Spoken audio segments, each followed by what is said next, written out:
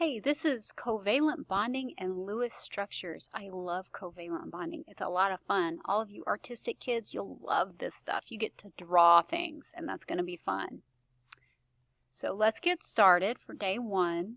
Covalent compounds are everywhere.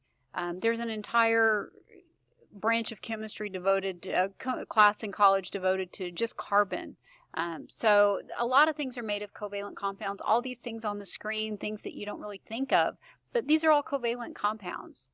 I wanted to go over some of the characteristics and things that are the same and different about ionic versus covalent bonds. We've already gone through ionic bonds, but covalent bonds are different. Okay, in an ionic bond, you'll remember that there's a transfer of electrons between the metal and the nonmetal.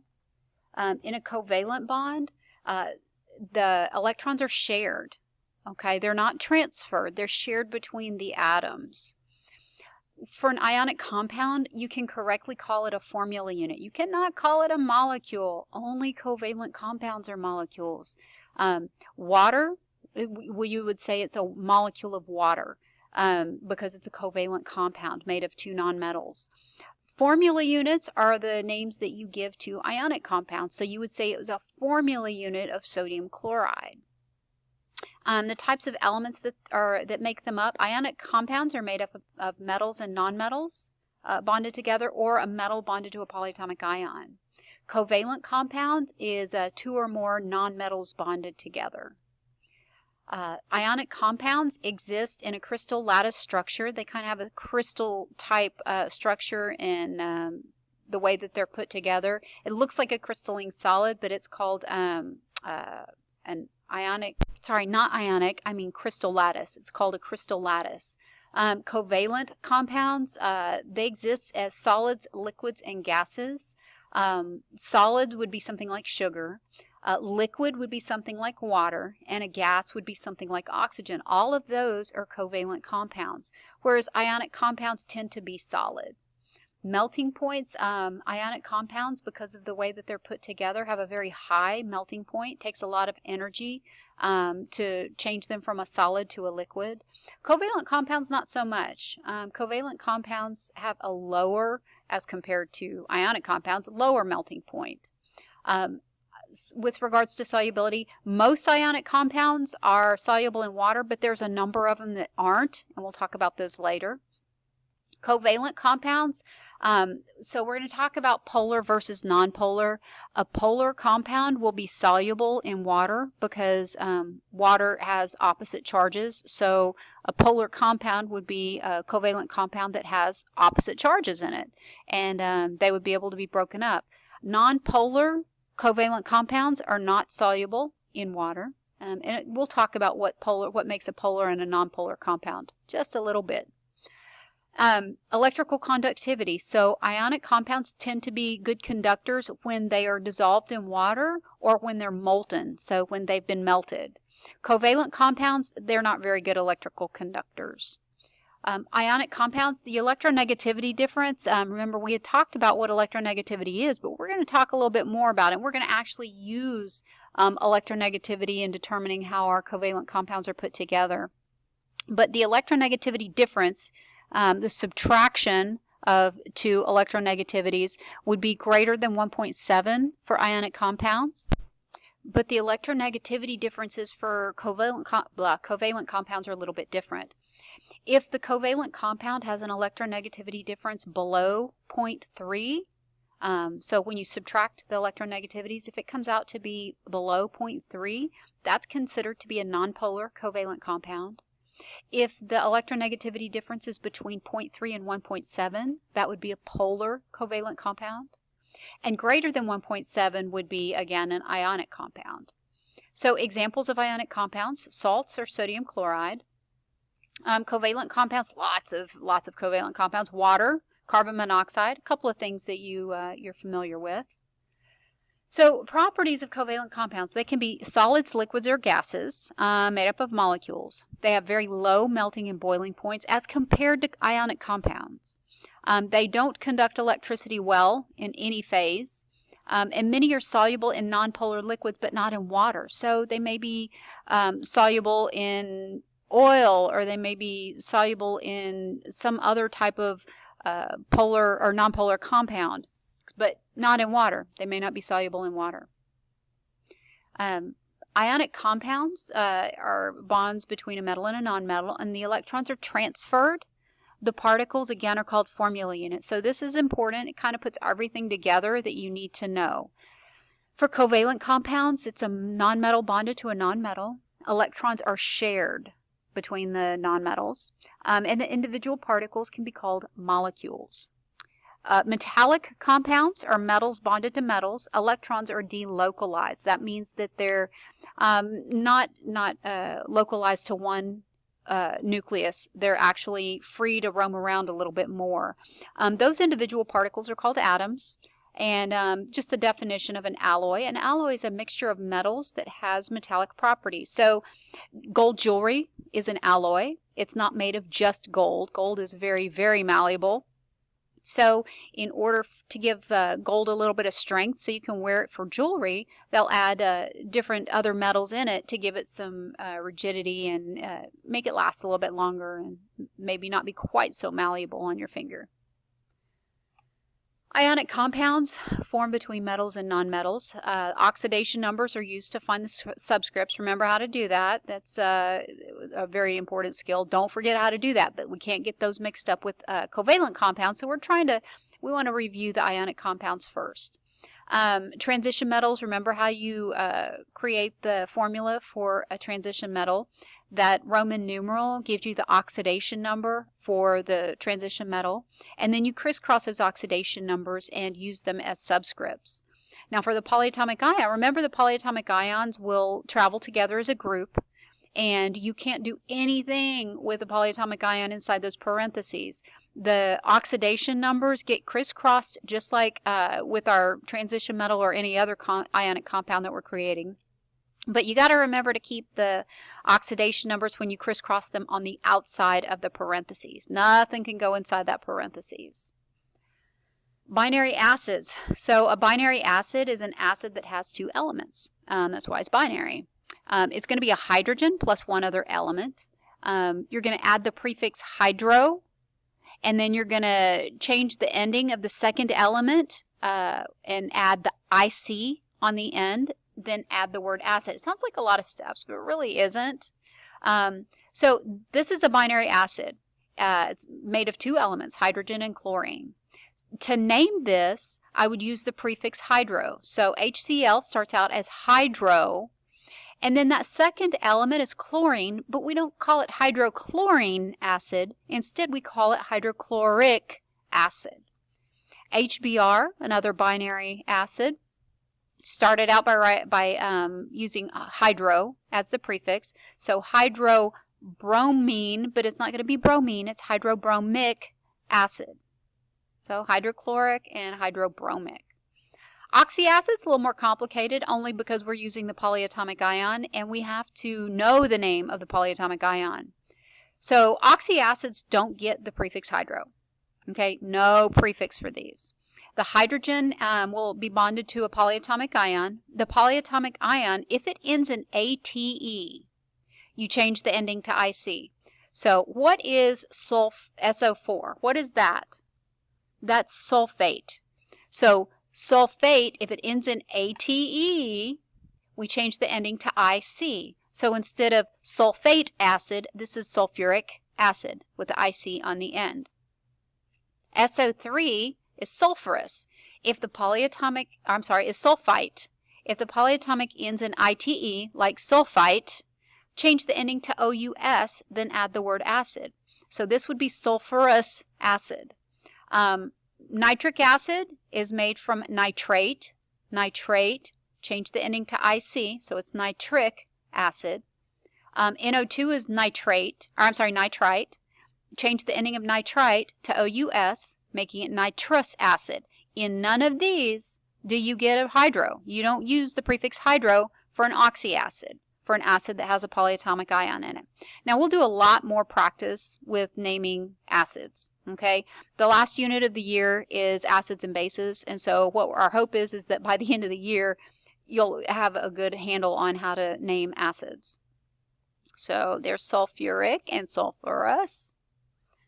So naming covalent compounds, one of the easiest things that we will teach you all year long. I swear to goodness, the easiest thing. So you're going to name the first element. It's going to be made up of two elements. You're going to name the first element. Then you're going to change the end of the second element to IDE, Ide. You're going to add prefixes to indicate the number of atoms present. If the first element is a single, you're going to use you won't use mono. Okay, that's the only time you won't use the prefix mono. So I'm going to do some of these, but I want to go through the prefixes anyway. These prefixes you have seen in geometry and other math classes, so these aren't new. Only one, tetra. Usually you guys use quad, but we use tetra to indicate 4 in chemistry. So 1 would be mono, 2 is di, 3 is tri, 4 is tetra, 5 is penta, 6 is hexa. I remember 6 and hexa go together because both of them have X's in them. 7 is hepta, 8 is octa, 9 is nona, 10 is deca. The element that goes first is the least electronegative or the furthest from fluorine. So naming some of these, let's see, what do you think CO2 is?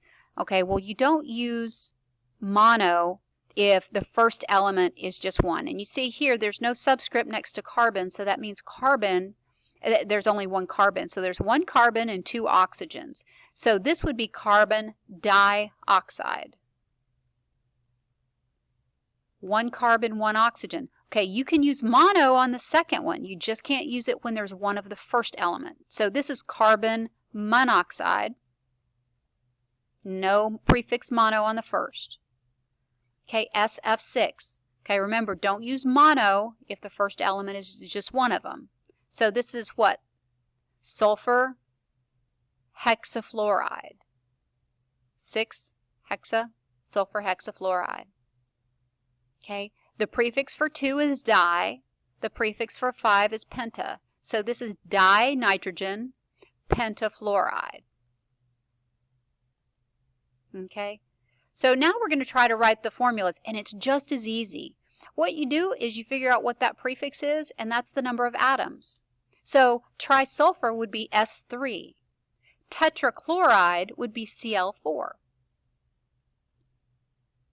Disilicon, how many is di? It's 2. How many is hepta? It's 7. So that would be Si2, Br7. All right, carbon hexasulfide. Remember, if there's only one of the first element, you don't get a mono. And there's going to be no other prefix here either. So this would be CS6. Boron nonoxide. Okay, there's obviously one boron because there's no prefix. Nonoxide. It's 9, right? BO9. Covalent compounds consist of individual particles called molecules. Okay, so this is a molecule. Just one single, it looks like water, 2 hydrogens and an oxygen. It's a molecule of water. Why do covalent compounds form? Well, they form for the same reason all other compounds form, so that they can get 8 valence electrons. They like that stability that comes with having a full valence shell. So how does a hydrochloric acid molecule form? The hydrogen atom has 1 electron that it's willing to share. Okay, this is going to be a covalent compound because both of these are nonmetal. Okay, hydrogen has 1 little valence electron to share. Chlorine has 7 valence electrons to share. It just needs 1 more for an octet. So if hydrogen shares its 1 electron with chlorine, look, hydrogen will have 2 electrons, which it only wants 2. It's got that little S sublevel that only fits 2 electrons anyway. So hydrogen would be happy. It has 2 electrons. Chlorine's happy, has 8 electrons. Okay, so that's how it would form.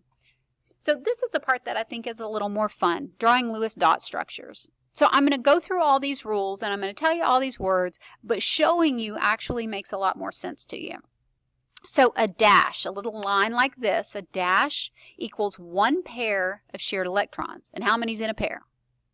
2, right. So 2 shared electrons, you'd represent them using a dash. Dots equals one pair of lone electrons. So these are not bonded. These are just a lone pair of electrons, just the two dots representing two electrons.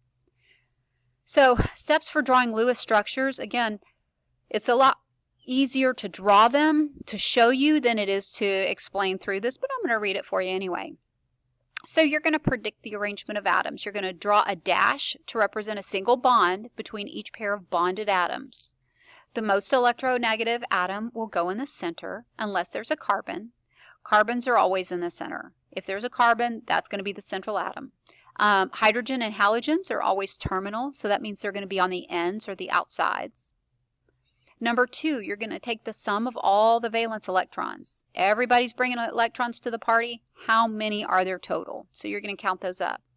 Find the number of valence electrons left over after forming single bonds between everything. Remember that a dashed line is two bonded electrons.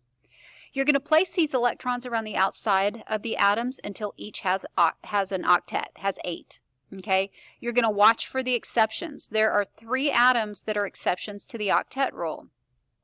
Every atom wants 8 electrons for an octet, except hydrogen, which only wants 2, beryllium only wants 4, and boron only wants 6. Those are exceptions to the octet rule. There are just 3 of them.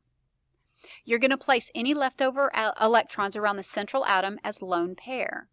If there's not enough electrons to put 8 around the central atom, then go back and try changing one or more of the single bonds to double or triple bonds. Now, there are only certain atoms that can double or triple bond. They're the CNOPs. Okay? The only atoms that you will be able to use double or triple bonds with, carbon, nitrogen, oxygen, phosphorus, and sulfur. And they actually have to be bonded to these things. Like carbon can't be bonded to hydrogen and get a double bond. Okay? It has to be part of CNOPs for it to double or triple bond. All right, going back to exceptions to the octet rule. All elements want an octet of electrons around them. All of them do. They want 8, except hydrogen, which wants 2. Beryllium wants 4 electrons for an octet, and boron will have 6 electrons when it has an octet. Some compounds form with greater than 8 electrons around the center atom. That happens. Okay, it's called an expanded octet. Expanded octets tend to not occur unless the atom is a little bit bigger. So atoms in the 3rd period and beyond can have an expanded octet. They don't have to, but they can. Diatomic molecules. Okay, there are 7 elements that are found in nature that do not exist alone. They cannot exist alone. These are bromine, iodine, nitrogen, chlorine, hydrogen, oxygen, and fluorine. Together, they spell the word Brinkelhoff. Okay, I always call them Brinkelhoff atoms. So Brinkelhoff atoms don't exist alone. You would never see an F by itself. It would always be bonded to another fluorine. Okay, so those are the diatomic molecules.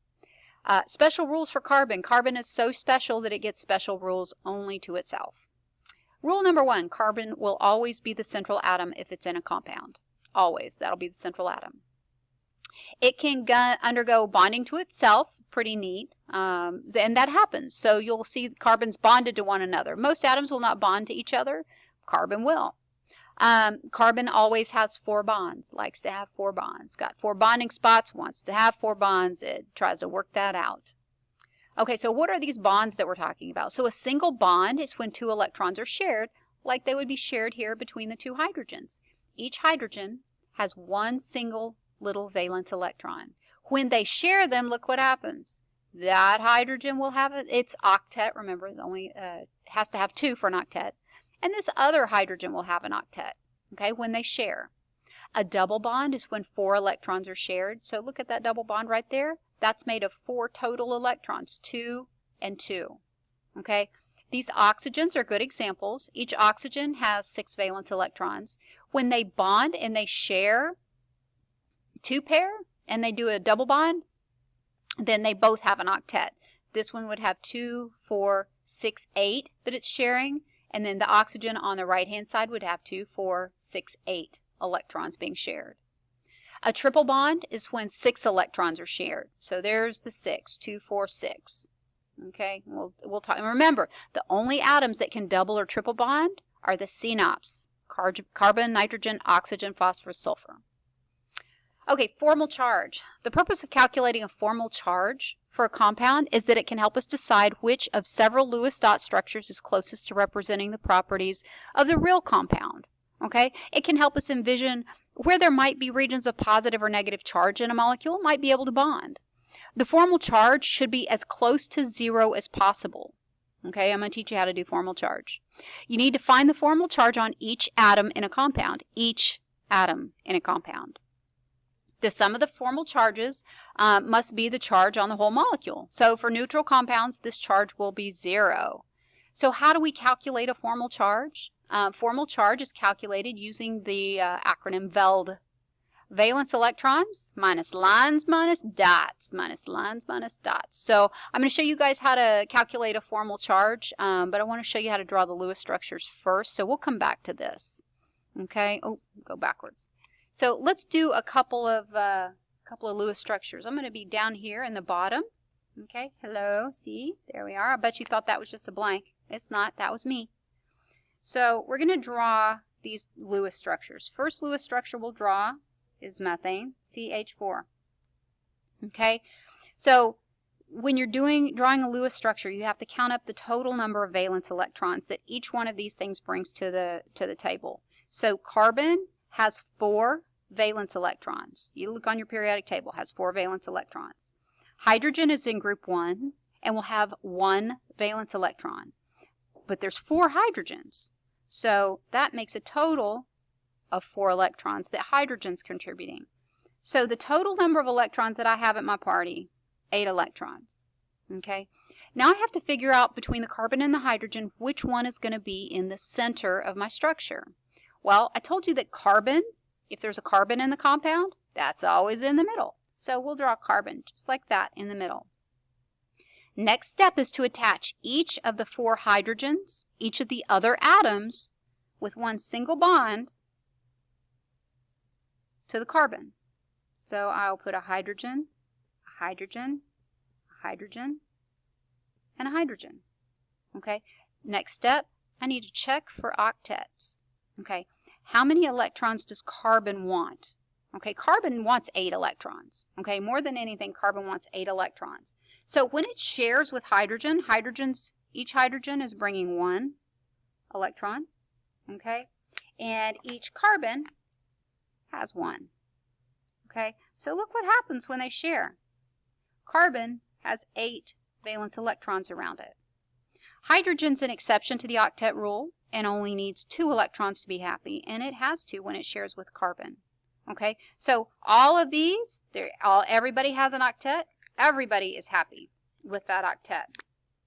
So that's how you would draw the Lewis structure for methane, for CH4.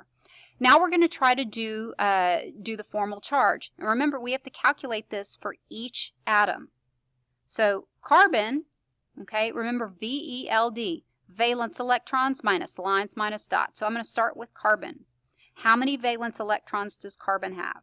Well, carbon has 4 valence electrons.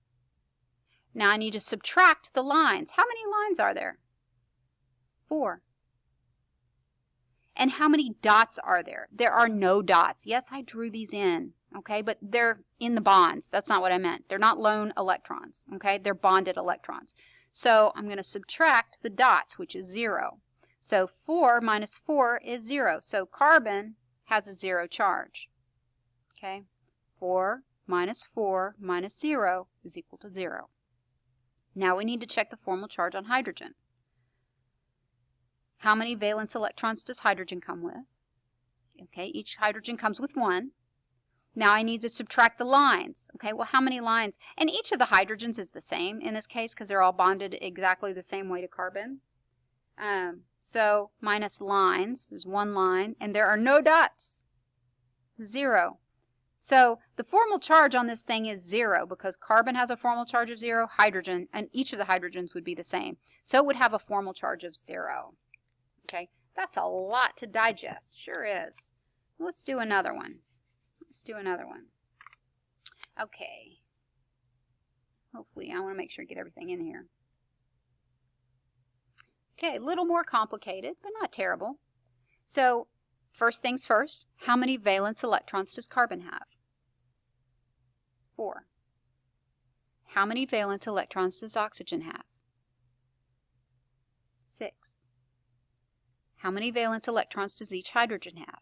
Well, it has 1, but there's 2 hydrogens, so that's a total of 2 electrons. So the total electrons in my structure will be 12. Okay, next step, what goes in the middle? Right, carbon goes in the middle. Okay, because if there's a carbon, it's got to go in the middle. Okay, there are only 3 atoms left over. So at this point, until I teach you otherwise, you are going to bond them somewhat symmetrically around that carbon. I'll put an O there, an H there, and an H there. Does it matter where the H's and the O's go? Not really. Not really. You could have done them anywhere, so it's fine. They're all equal. Okay, so let's start adding electrons. Let's check for octets. Well, carbon does not have an octet.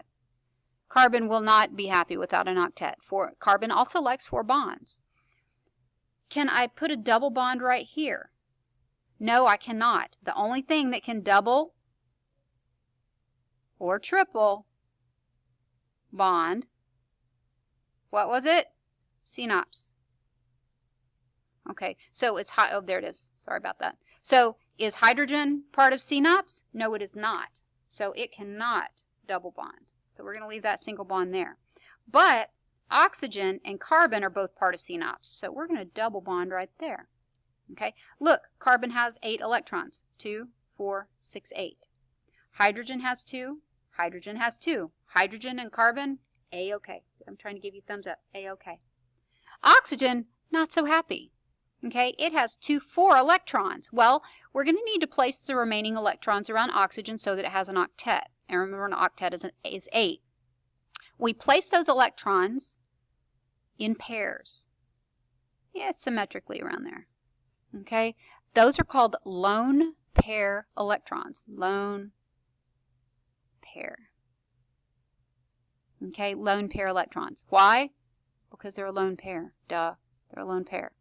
Okay, but look what happened. When we did that, oxygen now has 2, 4, 6, 8 electrons. Oxygen's happy, carbon's happy, hydrogen's happy. How could they not be happy? If there's too many or too few electrons in this structure. You got to have 12. So let's count our 12. Okay, 2, 4, 6, 8, 10, 12. Bam, we got 12. We're good to go. So now I'm going to do formal charge. I can do hydrogen first. Hydrogen, remember it's Veld, V-E-L-D, okay? Veld, valence electrons for hydrogen. Hydrogen has 1 valence electron. Lines, 1 line. Dots, it's got 0 dots. So the charge on hydrogen, 0. So the hydrogens will have 0. Carbon, let's see what carbon's got. Carbon has 4 valence electrons. Lines, 1, 2, 3, 4 lines, minus 4 lines, minus dots. There's no dots on carbon. Carbon doesn't like lone pair, only likes bonds. So that's a 0. So my carbon has a charge of 0. And let's check the oxygen. Oxygen. How many valence electrons did oxygen have? Well, it came with 6. Okay, minus lines. How many lines are there? Okay, 2 lines, 1, 2. Minus dots. How many dots are there? 4 dots. What does that equal? 6 minus 2 is 4. 4 minus 4, 0. So that's got a charge of 0. So this is a beautiful structure. It's absolutely perfect. So there's all those in there. Yeah? You like it? I think it's fun. I think that you should love it. So let's look at the other ones that we're going to do today. All right, NO3. All right, NO3.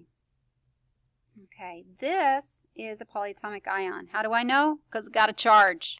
Okay, NO3 has a charge.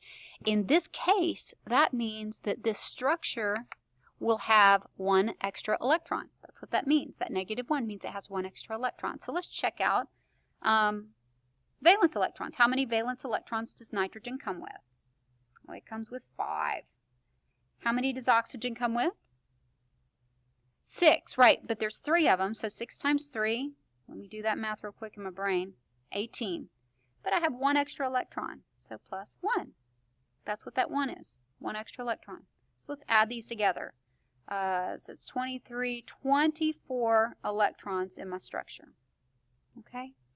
So which of these is going to go first? Well, in this case, we're going to go ahead and put nitrogen first, lowest subscript. So we're going to put nitrogen in the middle. And there's more complicated ways of determining which one goes in the middle, but we're just going to go with which one has the smallest subscript today. I need to attach using 3 somewhat symmetrical bonds to oxygen. Each oxygen gets a bond, bonded to nitrogen. Okay, nitrogen does not have an octet. Nitrogen must have an octet. Okay, so I'm going to double bond. Could I double bond here or here? Yeah, I sure could, but I'm just going to double bond right there. Let's check and make sure that's okay. Is that fair? Yeah, see down here I wrote nitrogen and oxygen, both part of CNOPS, so that is a legal move. Okay, now I need, nitrogen has its octet, so I'm going to use lone pair electrons around each of the oxygens to give them an octet. So this is 2 electrons, 4, 6, 8. Next oxygen, there's 2 right there, 4, 6, 8. 2, 4, 6, 8. So everything has an octet, but let's check and make sure. Remember, we had 24 electrons. That sure is a lot of dots and lines. Let's check them. So 2, 4, 6, 8, 10, 12, 14, 16, 18, 20, 22, 24. Okay? Isn't it good when the teacher knows what they're doing? Kind of gives you a little bit of confidence anyway. I'm going to check myself before I write myself. All right. So last thing we need to do, we're going to check formal charge now. Okay, so formal charge on that nitrogen. Can you see up there? Yeah, you can. Nitrogen. How many valence electrons did it come with? It came with 5. Minus lines. How many lines? 4. Minus dots. Well, there's no dots here. So what's the difference here? +1. Nitrogen's going to have a +1 charge. Okay, let's check the oxygens. There's going to be 2 different oxygens to do. Okay, this one and these 2. Okay, because these are the same. So let's do this oxygen first. How many valence electrons does this oxygen have? 6. Minus lines. How many lines are there? Minus dots. That's going to equal 0. 6 minus 2 is 4. 4 minus 4 is 0. Okay, so that's going to have a charge of 0. Oxygen, now we're going to do on these other 2 oxygens. They also come with 6 valence electrons, but the lines and dots are different. One line, how many dots? 2, 4, 6. 6 dots. 6 minus 1 is 5. 5 minus 6 is minus 1. So these will have a -1 charge. Okay, it doesn't always work out where everything's neutral. Okay, that would be oh, I didn't see if you, there we go. It doesn't always work out that it's perfect. Okay, but the best structure is the one in which there's a charge of 0. In this case, there's not a charge of 0. So let's check boron trifluoride. See, I named it for you. Boron and 3 fluorines, boron trifluoride. So BF3. Let's check valence electrons. How many valence electrons does boron have? Comes with 3. How many does fluorine have? Each fluorine has 7 valence electrons, and there's 3 fluorines, so that's a total of 21. 24 electrons in my structure. I'm going to put boron in the middle because the halogens are terminal. Fluorine likes to be on the end.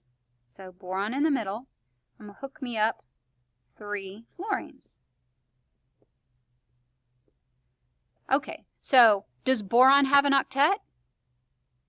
It actually does. If you go back, boron is one of those exceptions to the octet rule, and it only needs how many electrons to be happy? 6. And look, 3 bonds, 2, 4, 6 electrons around boron. So boron's happy. So that means the remainder of the electrons are going to go in as lone pair around each of the fluorines, okay, to give it 8. Okay, 2, 4, 6, 8. 2, 4, 6, 8. 2, 4, 6, 8. Okay, everybody's happy. Everybody has an octet. So let's check us some Formal charge. Ugh, it's been a long day. So we'll do the formal charge on boron first. Boron comes with 3 valence electrons. How many lines? 3 lines. How many dots? 0 dots. So that's going to be a charge of 0. Fluorine, each of the fluorines are the same, so we only have to do this once. So how many valence electrons does fluorine have? Has 7 valence electrons. How many lines? Each one of them just has 1 line. How many dots? 2, 4, 6 dots. So 7 minus 1 is 6. 6 minus 6, 0. So this compound's beautiful. Formal charge is 0. So that is a lot for today. I'm really proud of you for sticking with me, but if you don't stick with me, this stuff is gonna be hard. So good luck. Try your practice and do your practice quiz.